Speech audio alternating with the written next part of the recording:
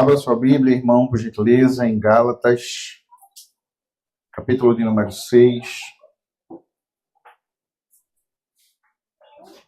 versos 1 e 2. É o texto que vai basear nosso estudo nessa manhã. Deixa eu afastar um pouquinho aqui para eu dar uma circulada. Gálatas, capítulo 6, versos 1 e 2. Especificamente, nós nos deteríamos no verso 2, mas é bom a gente entender como Paulo faz essa afirmação.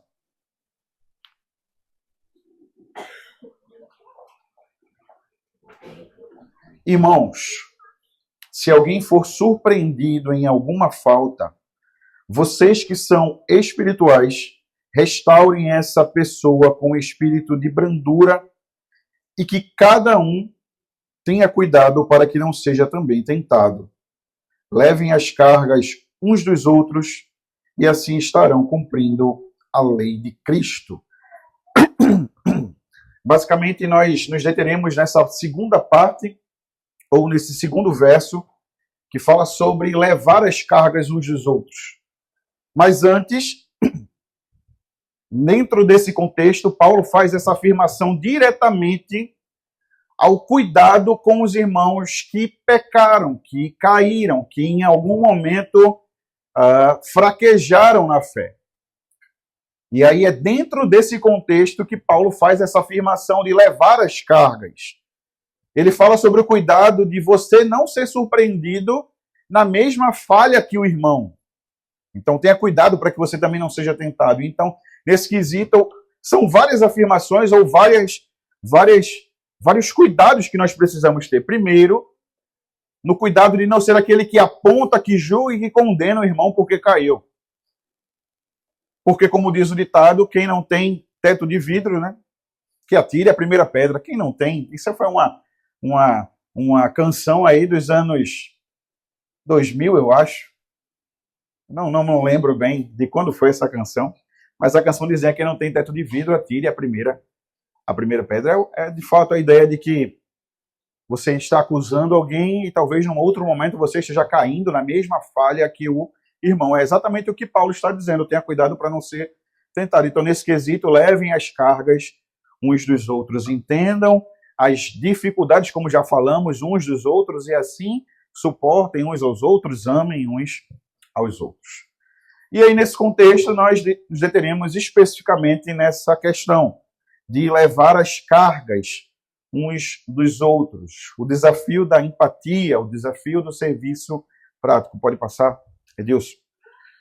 E eu trouxe a história de um pastor norte-americano chamado James Harvey III, que ele desfrutou dessa praticidade ou dessa atuação prática do levar as cargas uns dos outros. Um dos seus filhos, ele sofria de uma doença crônica que recorrentemente precisava ir até o hospital. E quando ia, passava dias internado lá, uma doença crônica. E numa das vezes que ele passou mais tempo internado, foi um dos momentos que a igreja mais atuou no cuidado com ele e com a sua família. Intensificaram os pedidos de oração. A igreja se reuniu mais para orar pela vida do filho do pastor. Se revezaram no cuidado hospitalar. As pessoas iam e revezavam aquele plantão de cuidar dele lá, de estar com ele lá. Se revezaram no cuidado de atender às demandas dos outros filhos. Eles tinham outros filhos que precisavam de cuidados, seja no levar à escola, cuidado com os alimentos. E a igreja, de fato, ela se mobilizou, fazendo com que a família fosse atendida, os pais fossem atendidos, o que estava no hospital fosse atendido e as crianças que estavam em casa também fossem atendidos, desenvolvendo exatamente esse momento prático de levar as cargas uns dos outros. Assim como vimos no suportar, o levar a carga está diretamente ligado a essa ideia do suporte, que é levar junto com o outro as suas dificuldades, ser de alguma maneira um agente do Senhor no auxílio e na comunhão com aquele irmão. Pode passar, Edilson. E qual é o contexto que Paulo faz essa afirmação, como a gente acabou de ver? Ele escreve às igrejas da Galácia, um grupo de igrejas numa região ali da Ásia, que estavam sofrendo ataques a doutrinas basilares da fé. Um grupo de judaizantes, de homens que haviam supostamente se convertido, eles estavam indo às igrejas afirmando que a graça não era suficiente, que a obra de Cristo não era suficiente e que para a salvação era necessário também guardar a lei de Moisés, guardar a circuncisão, guardar as festas, guardar os sacrifícios. Então eles adentram as igrejas para propagar essa heresia que Paulo então combate. Eles defendiam ali o legalismo, eles contrariavam a ideia da suficiência da graça e da obra redentora do Senhor Jesus. E aí até o capítulo 5, praticamente, Paulo vem fazendo a argumentação contra essa mentira de que a obra de Cristo não era suficiente. E ele fala a respeito de Abraão como o pai da fé, aquele que creu, inclusive, antes da lei ser trazida e, de fato, organizada. E aí, então, como Paulo sempre faz, depois dessa parte doutrinária, no capítulo 5 é onde ele vai falar sobre o fruto do... O fruto do quê? Do Espírito. Em contraponto às obras da carne. E aí ele fala sobre o fruto do Espírito. Que começa com... O fruto do Espírito começa com o quê? E depois? Alegria, paz, longanimidade, benignidade, fidelidade, mansidão e domínio próprio. Depois de fazer essa lista, aí ele começa exatamente o capítulo 6, falando sobre a parte prática de exercer de fato o fruto do Espírito. Ele fala sobre a nossa consciência, a consciência da nossa própria fragilidade, que é o que nos move a ajudar o outro, e de um lugar de mútua dependência da graça de Deus. Tem um texto aqui, Elilson, passa aí mais um pouquinho, por favor. E aí onde ele fala, depois de falar sobre o fruto do Espírito, irmãos, se alguém for surpreendido em alguma falta, vocês que são espirituais, vocês que foram enchidos pelo Espírito, vocês que receberam a graça do Senhor, então vão lá restaurá-lo com mansidão. Veja como isso, como Paulo é cuidadoso nessa exortação. Porque o natural de quando a gente pega alguém falhando é tratar aquela pessoa com calma, não é? É tratar aquela pessoa com total tranquilidade e paciência, não é assim que a gente trata? É justamente o contrário, a gente vai afobado, aquela pessoa, rapaz, por que você fez isso? Por que você cometeu? Você não tinha noção do que estava fazendo? E a gente então vai fazendo uma série de acusações. E Paulo diz, o Espírito produz paciência. Mansidão produz domínio próprio. Ou seja, autocontrole. Então, trate o irmão com mansidão. Trate o irmão com paciência. Trate o irmão com domínio próprio, com escolha de palavras. E é aí onde nasce a ideia da capacidade de levar as cargas, que começa com a mansidão e a autoconsciência da nossa própria fraqueza, porque Paulo diz, e tenham cuidado para que vocês também não sejam tentados, porque é fácil apontar, eita, o irmão, olha para ali, rapaz, o irmão era o tesoureiro da igreja e foi lá e era R$1 para a igreja e R$2 para ele, né? E aí o irmão agora está com casa na praia, se fosse eu nunca faria um negócio desse. Tá vendo? E aí a pessoa,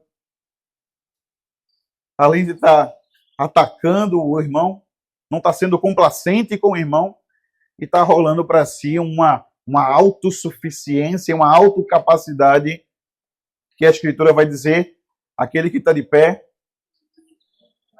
cuide para que não caia. E aí é nesse contexto que Paulo então faz essa exortação a respeito do levar as cargas uns dos outros.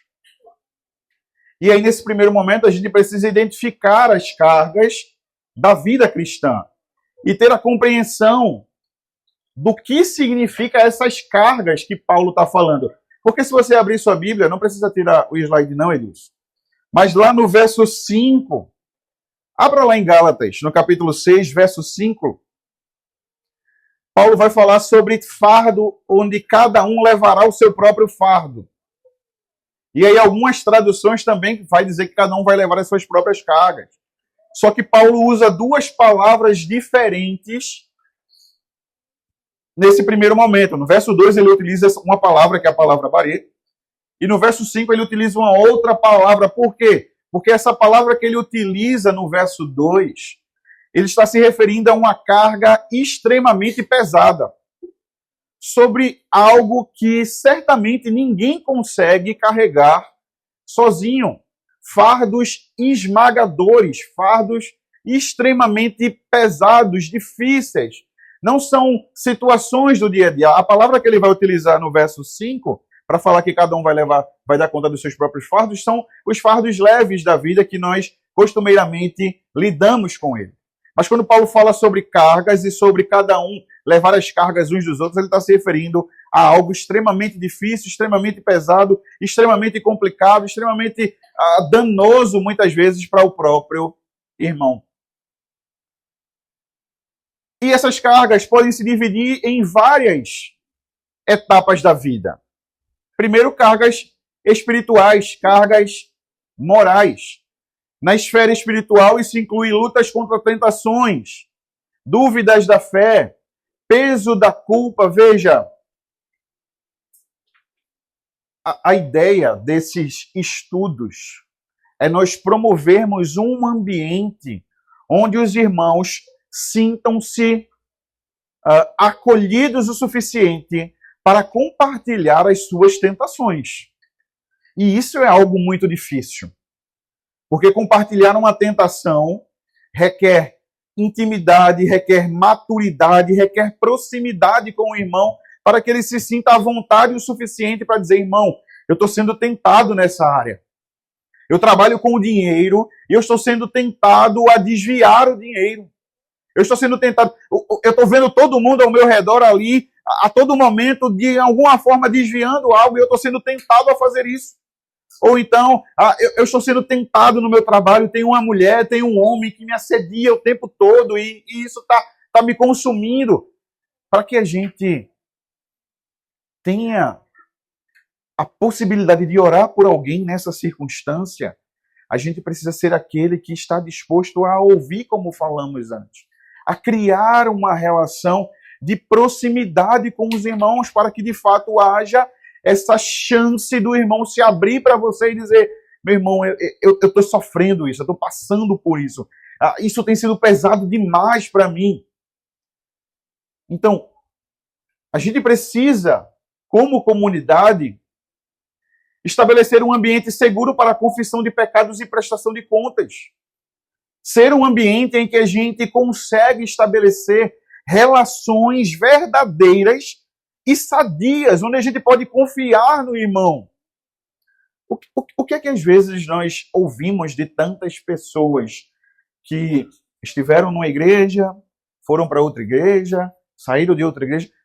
Poxa, eu tive uma conversa pastoral e o pastor saiu espalhando para todo mundo o que aconteceu. Eu conversei com o presbítero e o presbítero, de repente a esposa do presbítero sabia, ela foi pedir oração a outra pessoa, lembra? O motivo de oração. Aí saiu fazendo uma teia de aranha de motivo de oração e saiu contando para um monte de pessoas. E aquilo tornou o ambiente para aquela pessoa insustentável.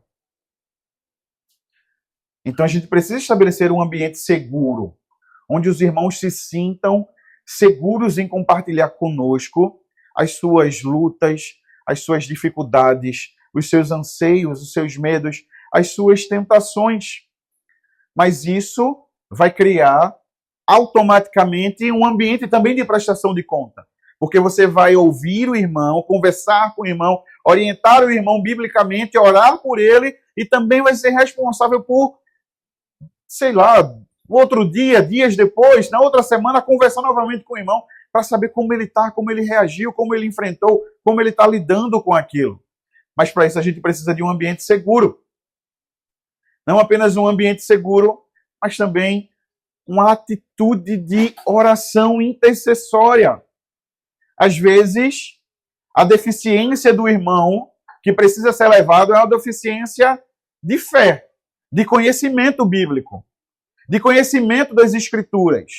E aí nós precisamos também estar aptos a conversar, a tirar dúvidas, a esclarecer, a fortalecer.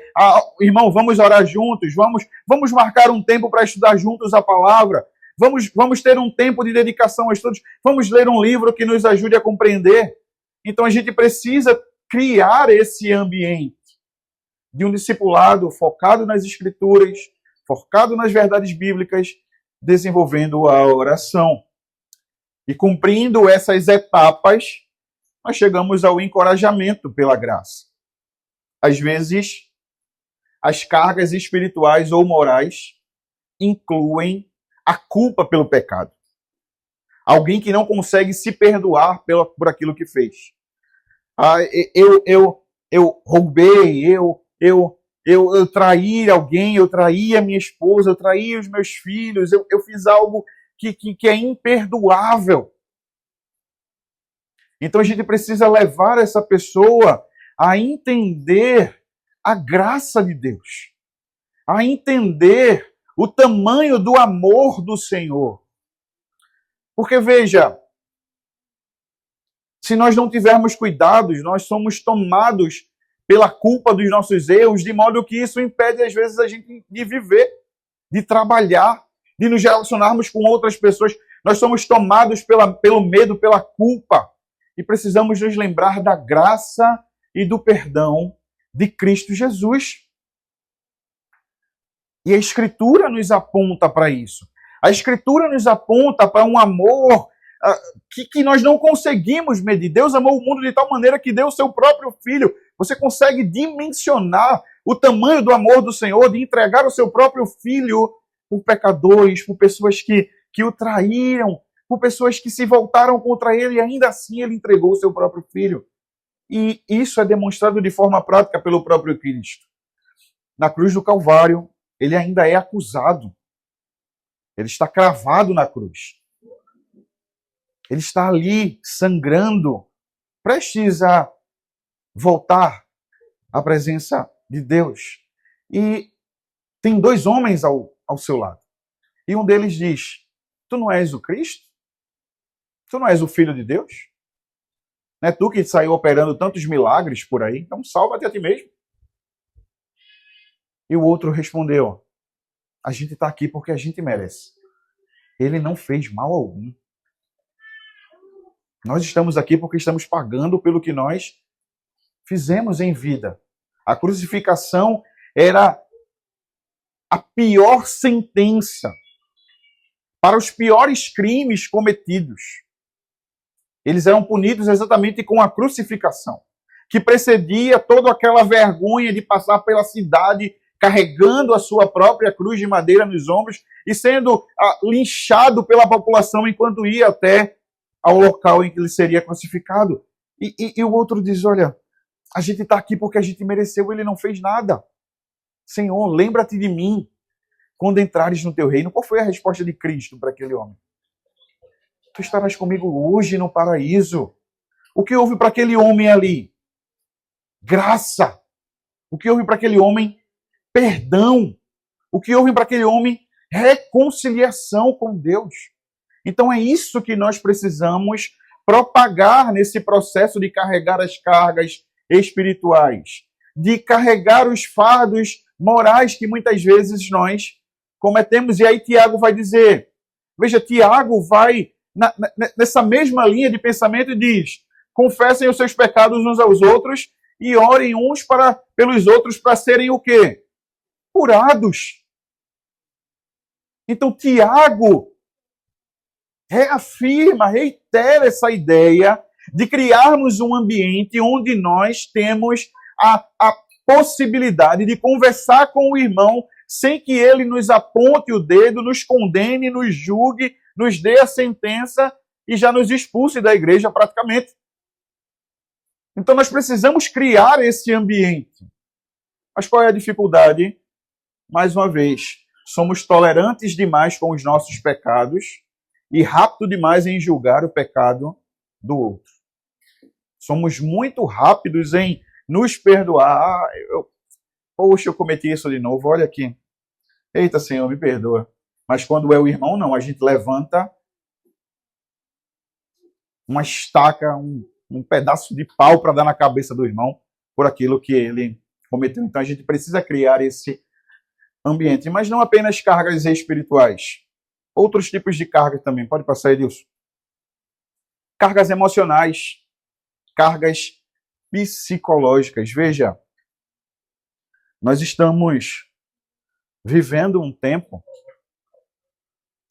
É claro que hoje a gente consegue quantificar isso de forma mais tangível, né? A gente consegue perceber, a gente consegue acessar redes sociais e ver pessoas ao redor do mundo enfrentando lutas, mas nós estamos num tempo em que muitas pessoas estão carregando cargas emocionais e psicológicas. Dificuldades familiares, dificuldades no casamento, dificuldade na criação, dificuldade no ambiente de trabalho, o luto, a perda. E a gente precisa, dentro desse ambiente de acolhimento da igreja, sermos aqueles que vão ouvir as lutas dos outros. Porque se nós não tivermos o cuidado, irmãos, a gente entra na igreja sem sequer olhar de fato no rosto do outro irmão. A gente passa ali na escada da igreja, sobe e entra, graça e paz, fala com a recepção e entra, e senta na cadeira e ouve a mensagem e canta, e depois quando dá os avisos, na verdade nem nos avisos, né, pastor? Na oração final a gente faz isso aqui, ó. E vai-se embora. E a gente não desfruta do desenvolvimento de um ambiente onde a gente ouve o outro, conversa com o outro, olha nos olhos do outro e percebe que às vezes o outro não está tão bem quanto parece. Que aquela sua pergunta, irmão, como é que você está? E a resposta dele, estou bem, na verdade não está.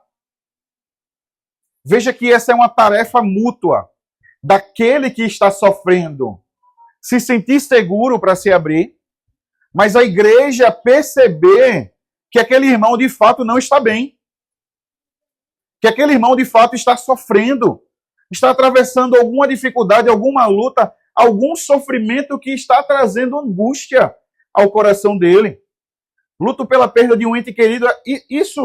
Essas informações sobre perdas de alguém normalmente acontecem com mais velocidade na igreja e a gente consegue saber quando alguém morre e tenta consolar, ajudar, mas quando alguém é traído, quando alguém está passando por um processo, às vezes, de entrar quase numa depressão de tanto sofrimento, quando alguém está se sentindo só, quando alguém está se sentindo desamparado, essas lutas, elas são mais silenciosas e requerem um pouco mais de atenção e dedicação da igreja. De quando apertar a mão de alguém, apertar de fato olhando nos olhos. Já viu que às vezes tem alguém que aperta assim, opa, irmão, graça e paz. Opa, tudo bem? Não olha. Então, a gente precisa criar esse ambiente onde a gente olha nos olhos, onde a gente enxerga o irmão verdadeiramente. Qual é o nosso desafio? Como comunidade, ter uma presença silenciosa, no sentido de que não faz nenhum estardalhaço quando encontra um irmão em luta, mas ao mesmo tempo uma presença solidária. Uma presença onde você pode ouvir o irmão, sem julgar o irmão, sem condenar o irmão, sem atacar o irmão. Como falei, alguns irmãos às vezes querem apenas ser ouvidos, querem apenas ser amparados. E a igreja precisa ser esse lugar. E aí, ouvindo a dor do irmão, ter de fato uma atitude de ajuda prática. Não apenas ficar no campo do ouvir. A gente pode filtrar o que o irmão está dizendo. A gente pode pensar em maneiras de ajudar o irmão nas suas lutas. Irmão, você precisa de algum tipo de atendimento mais específico sobre essa sua dor. Você quer conversar com alguém, eu posso ajudar você a conversar com outra pessoa. Eu posso ajudar você a estabelecer o relacionamento com seu irmão. Se isso está consumindo você, a gente pode tentar reconciliar, conversar, estabelecer um ambiente em que a gente possa restaurar isso. Então, atitudes práticas. Uma ajuda prática. O irmão a irmã está sobrecarregada. Ela acabou de ter filho, ela está tendo que trabalhar, cuidar do marido, tem outros filhos, e a gente pode fazer algumas tarefas, ajudar aquela irmã. Ir até a casa, conversar com ela, saber como ela está. Às vezes, nós preferimos, talvez quase sempre, ficar dentro apenas do nosso reduto, sem qualquer tipo de esforço para atender, acolher, ajudar, amparar o irmão. E nesse processo, não apenas uma atitude de ouvir, não apenas uma atitude de atender, mas mais uma vez uma atitude de lembrar as verdades do Evangelho para o irmão. Uma atitude de lembrar da esperança de Cristo. Uma atitude de lembrar de que a nossa vida não se resume ao aqui e ao agora. De que a nossa esperança é uma esperança eterna. De que nós aguardamos o nosso Redentor. Que nós aguardamos aquele que vai enxugar dos nossos olhos toda lágrima. Aquele que vai restaurar-nos com o Senhor para todo sempre. Então, é sempre uma oportunidade de estender a mão, mas também de pregar o Evangelho, de consolar o outro com as verdades do Evangelho. E aí o apóstolo Paulo vai nos lembrar dessas verdades. Alegrem-se com os que se alegram, chorem com os que choram. Isso precisa ser uma realidade. Cargas espirituais, cargas emocionais, em terceiro lugar, as cargas físicas e materiais. Veja, algumas pessoas têm enfermidades crônicas que nunca ou demorarão muito a serem solucionadas. E nós podemos, irmãos, ser aquele que vai visitar com regularidade o irmão, ser aquele que vai ligar para o irmão para perguntar se o irmão está precisando de alguém que ajude em alguma necessidade de casa. A gente sabe que o irmão tem um problema no ombro, a irmã tem um problema na coluna, não consegue fazer muitos deveres domésticos.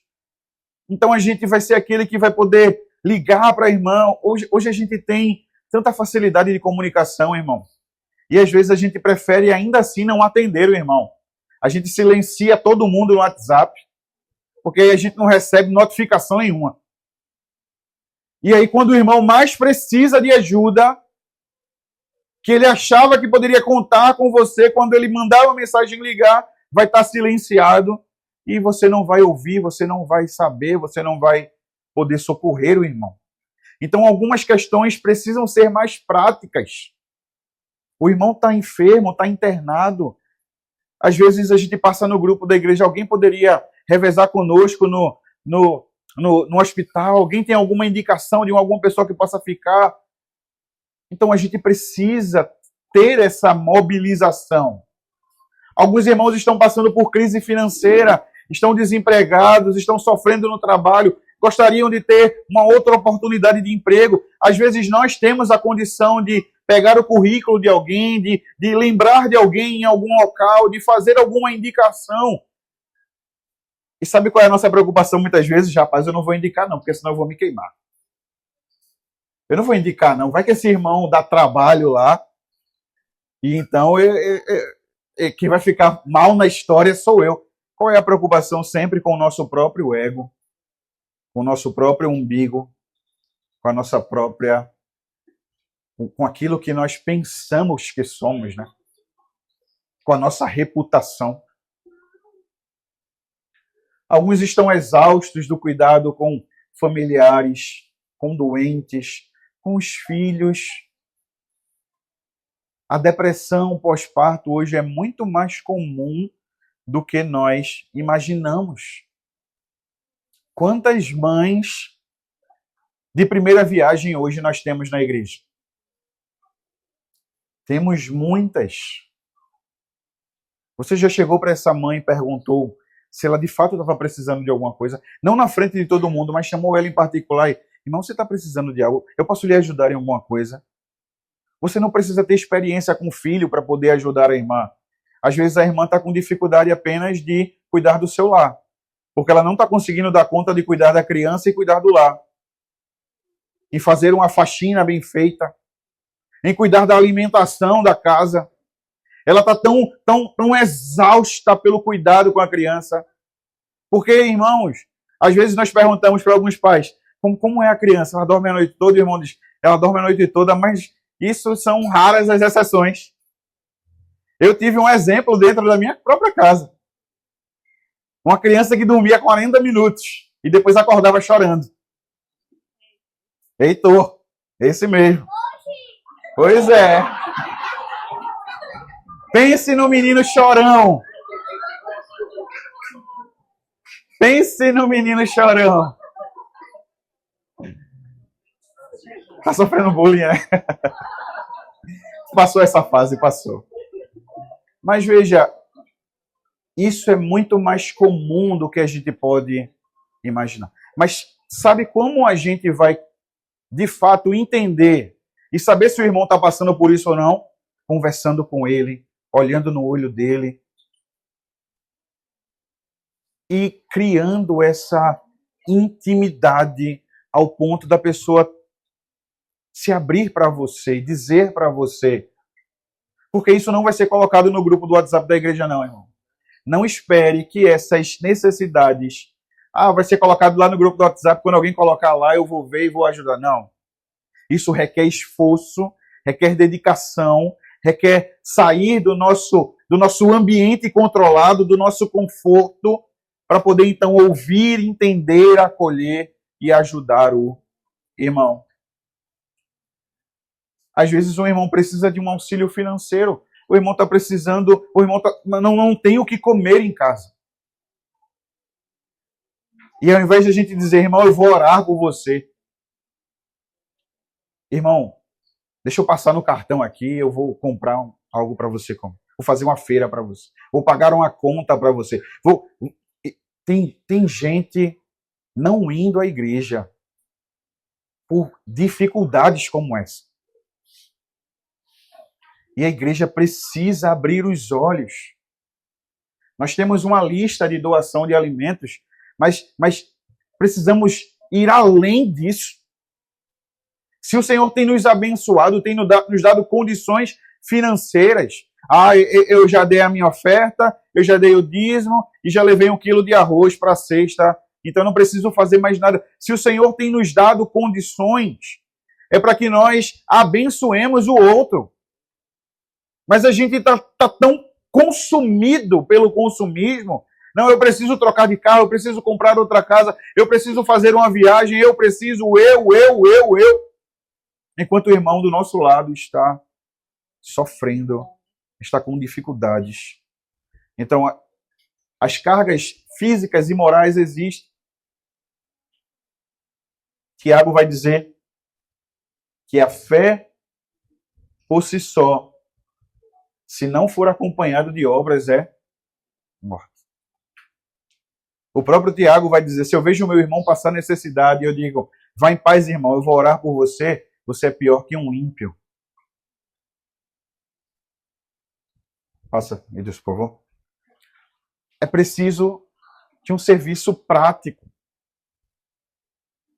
É preciso de atitudes, não apenas teorias. Cultivar a empatia. Já falamos isso em outro momento. se colocar no lugar do outro, ouvir a dor do outro, conhecer o outro, saber das lutas, se colocar e entender. Porque é muito fácil nós nos concentrarmos apenas nas nossas próprias necessidades, enquanto negligenciamos as necessidades do irmão. Então, o primeiro passo é se colocar no lugar do outro, compreender a dor do outro, compreender a luta do outro. Isso envolve ouvir mais do que falar. É sempre usado esse exemplo. Temos 2 ouvidos e apenas uma única boca. Precisamos aprender a ouvir mais, a falar menos, oferecer o ombro, validar os sentimentos. Às vezes a gente menospreza a dor do outro. Ah, irmão, não é tão grave assim não o seu problema. Ou então a gente nem fala pro irmão, né? Mas a gente fica na cabeça, rapaz, que negócio besta que o irmão tá se lamentando tanto. Que negócio simples, eu poderia fazer isso, resolvia rápido, mas ele está sendo consumido por isso e veja que negócio besta. Então a gente precisa validar a dor do outro.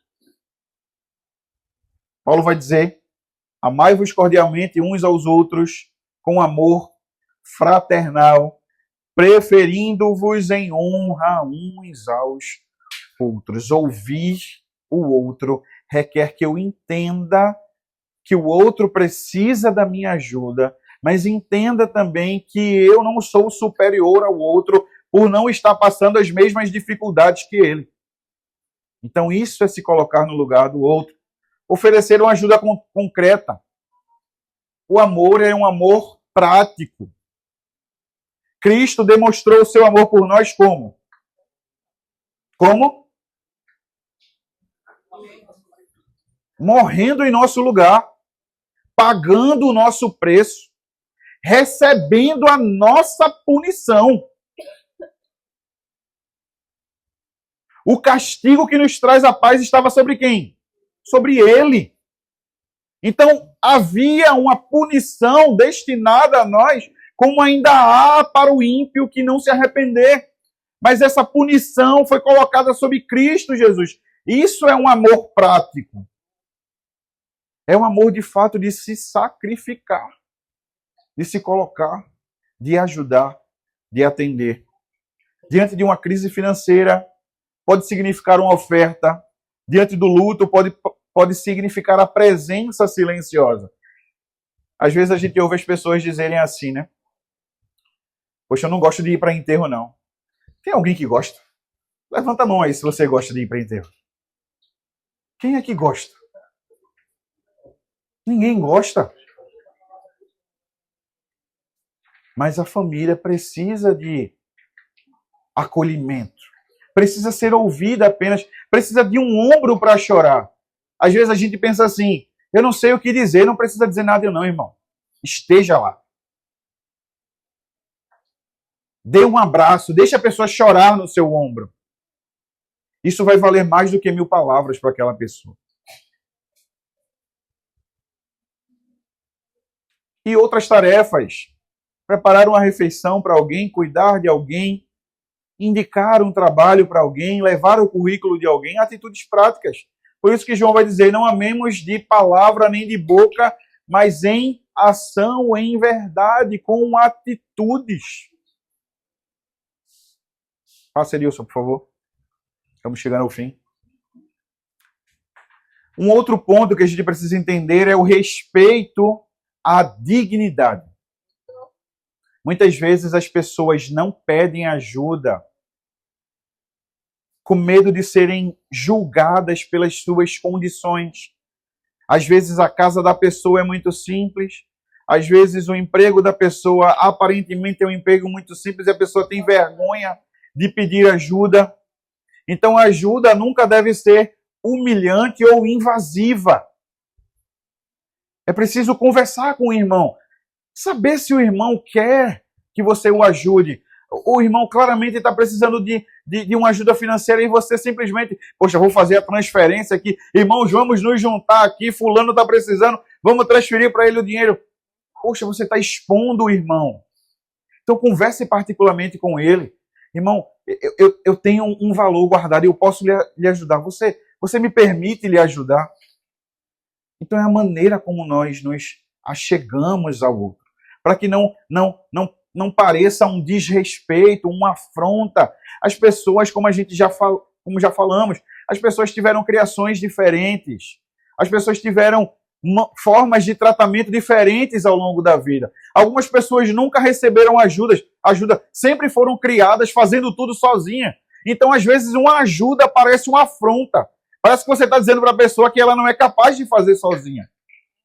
Mas quando a gente conversa, quando a gente se abre, quando a gente oferece, a pessoa, então, ela entende que ela não está sozinha naquele barco. Então, é preciso ter esse cuidado. Antes de agir, respeitar os limites da privacidade do irmão. A discrição também é uma marca do amor maduro que protege a honra do próximo. Aí Paulo vai dizer: não façam nada por ambição egoísta ou por vaidade, mas humildemente considerem os outros superiores a você mesmo. Mas no final de todos esses auxílios, irmãos, o nosso objetivo é sempre apontar para o nosso Redentor. Porque o auxílio pode ser tanto para um crente quanto para um descrente. E no final o que você precisa é apontar Cristo, seja através das suas atitudes, seja também através das suas palavras. O objetivo de levar as cargas é aliviar o fardo para que o irmão possa novamente fixar os seus olhos em Cristo. Mas para o descrente é apontar Cristo. Apontar para o nosso Redentor.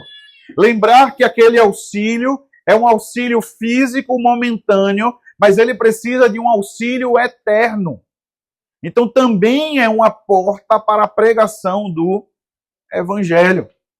O serviço prático deve ser acompanhado do encorajamento espiritual e da esperança do Evangelho, apontando sempre, seja para o crente e para o descrente, as palavras de Cristo. Venham a mim, todos os que estão cansados e sobrecarregados, e eu vos aliviarei, ou eu lhes darei descanso. Pode passar isso. Paulo diz que quando fazemos isso, nós estamos cumprindo a lei de Cristo. Aquelas igrejas da Galácia estavam ali sofrendo ataques de pessoas que afirmavam que o cumprimento da lei era a circuncisão, eram as festas, eram os rituais. Paulo está dizendo que o cumprimento da lei é o amor. Ele conclui afirmando que ao levarmos as cargas uns dos outros, estamos cumprindo a lei de Cristo. Não é uma nova lista, mas o cumprimento da lei do amor que Jesus estabeleceu como grande mandamento. O amor sacrificial. O amor de se doar pelo outro. E aí o texto que o pastor, inclusive, falou no primeiro dia. Um novo mandamento lhes dou. Amem-se uns aos outros, como eu os amei. Vocês devem amar uns aos outros. Com isso todos saberão que vocês são meus discípulos, se vocês amarem uns aos outros. A lei de Cristo é a lei prática do amor. E aí, quando a gente ama, a gente suporta. Quando a gente ama, a gente carrega. Quando a gente ama, a gente ora. Quando a gente ama, a gente se doa. Quando a gente ama a Cristo, a gente ama o próximo e se doa na mesma proporção que Cristo se doou por cada um de nós. O amor mútuo é a marca distintiva dos discípulos de Cristo. A marca de um verdadeiro cristão é amar como Cristo amou. Então, levar as cargas uns dos outros é essa expressão prática, visível, desse novo mandamento que vimos que, na verdade, não é necessariamente um novo mandamento. Disso pode passar. Qual a conclusão? É um chamado à responsabilidade compartilhada. Em resumo, é disso que se trata todos esses mandamentos. Das responsabilidades que nós temos de uns para com os outros. Somos uma única comunidade, um único povo, uma só fé, um só Senhor, um só batismo, um só Deus e Pai, que é o Pai de todos. Então esse mandamento de Gálatas 6:2 nos desafia a abandonar a indiferença e o individualismo para abraçar a vida de cuidado mútuo, de cuidado de uns para com os outros. As cargas da vida são oportunidades para que a lei de Cristo se manifeste em atos concretos, em atos reais, em atos verdadeiros de amor e empatia. E aí Paulo vai concluir nesse capítulo dizendo: assim, enquanto temos oportunidade, façamos o bem a todos, especialmente aos da família da fé.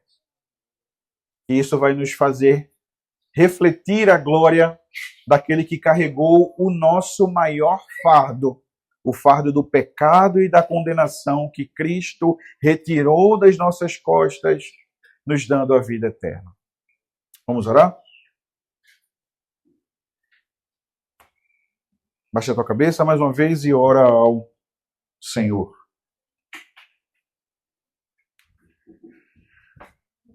Aproveite mais uma vez e ore pelos irmãos que nós oramos também no início.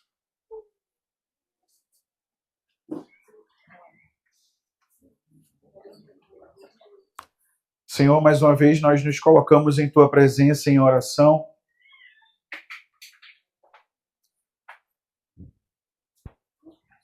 E mais uma vez confessando ao Senhor as nossas dificuldades e limitações. Naturalmente nós pensamos muito mais em nós mesmos do que no outro. Naturalmente estamos muito mais preocupados com a nossa reputação, que pensamos ser alguma coisa. Estamos pensando no nosso umbigo, estamos pensando apenas em nós mesmos. E esses estudos nos desafiam, Senhor, a viver como Cristo viveu. Amando aqueles que estavam ao seu redor.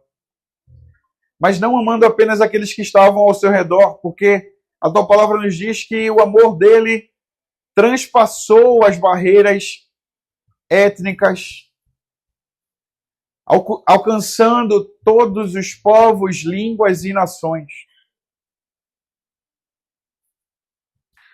Então isso nos ensina que o nosso amor, ó Deus, deve transpassar as barreiras que aparentemente nos separam. Barreiras culturais, barreiras ideológicas, barreiras financeiras, Senhor. Que nós cumpramos de fato a tua palavra, amando de fato e de verdade, e isso inclua, Senhor, carregar os fardos uns dos outros. Ouvir, acolher, suportar, amparar, ajudar. Seja em qual área da vida o irmão tenha necessidade, Senhor. Que aqui no acampamento seja um ambiente de vivenciarmos isso. De vermos as dificuldades, as limitações. E sermos um canal do Senhor. Mas também que nós possamos vencer o nosso orgulho e abrir também o nosso coração para o irmão. Parar de mentir dizendo que está tudo bem quando não está, Senhor. E abrir o nosso coração, ó Deus.